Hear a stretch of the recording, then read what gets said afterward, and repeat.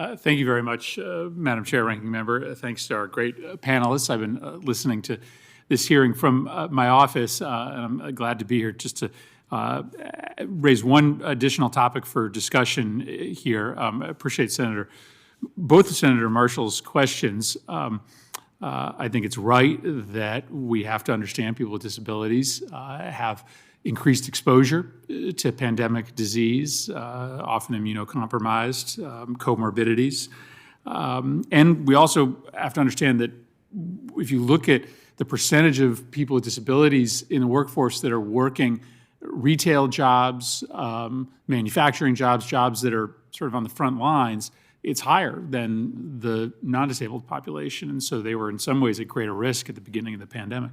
The issue I wanted to raise was about accessibility of transportation for people with disabilities. This is obviously a critical issue no matter where you live, but again, Senator Marshall raised the specific question of what it means to live with a disability in a rural community. And though Connecticut has the reputation as being just one big suburb of New York, we actually have plenty of rural communities in which transportation is a real barrier.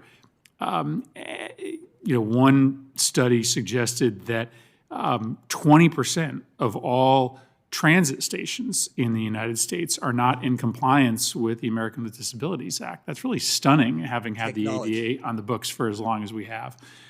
So I'd be happy to have anybody answer this question, but maybe I'll direct it to Mr. Dennis, since you're working in a state with big rural communities. What do we need to do better when it comes to accessibility of transportation, knowing that the bipartisan infrastructure bill actually had a dedicated amount of funds, $2 billion, not a small amount of funding, for this very question, making transportation more accessible to individuals with disabilities. So maybe ask it to Mr. Dennis, Dr. Scher, whoever wants to answer. What do we need to do better when it comes to getting people with disabilities onto our transit systems and into transit options? Again, thank you for your question. So first off, obviously, persons who experience disabilities, transportation is a huge barrier, whether you live in an urban or a rural community. But speaking specifically about our rural communities, it again is making sure that they understand that they have a high customer utilization base that are a person with disabilities. And number one, you need to always fall in line with the law, but also helping them understand not only the requirements of accessibility, but the implicit, unintentional, probably biases when it comes to that. I live in a local area where while I drive a vehicle, I use the public thoroughways and to get around. And I've noticed that oftentimes our buses may not have things such as lifts to make to have individuals get onto the vehicles, timelines when it comes to routes of where person with individuals live, so they are even accessible.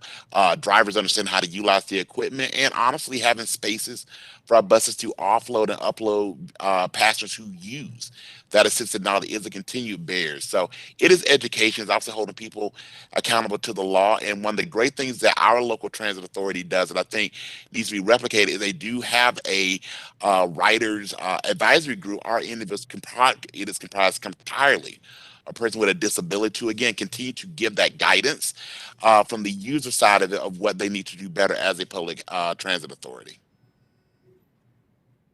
Maybe direct the question. I actually love to hear from you, Ms. Fleury, just as an employer. What do you think about in terms of making sure that individuals with disabilities have access to your place of employment? Are there things that employers can do to try to make sure that their employees have, individual with disabilities who work for them, have access to transportation options?